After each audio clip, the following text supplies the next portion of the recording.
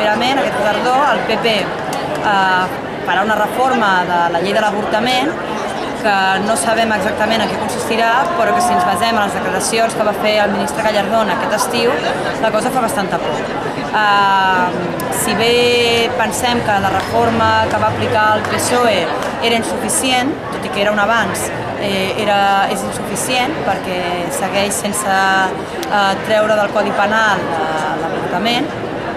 Pensem que la reforma que pot aplicar el PP pot ser tan dura que fins i tot farà quedar aquesta reforma que va aplicar el PSOE com si fos impecable.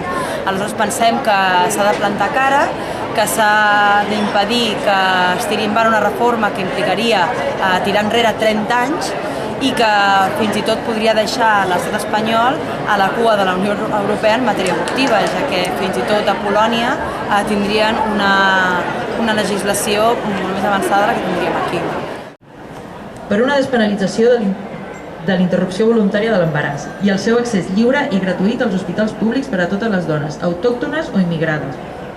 Pel dret a decidir de les dones sense límits en terminis de l'embaràs i garantia de la seva plena autonomia. Perquè estigui inclòs dins del sistema sanitari públic, pel reconeixement de la capacitat d'autogestió de les dones, per la regulació de l'objecció de consciència, per una educació afectivo-sexual amb perspectiva de gènere i no heteronormativa, per una informació dels mètodes anticonceptius segurs i la seva gratuïtat. Ni un pas enrere en defensa dels nostres drets i llibertats, avortament lliure i gratuït.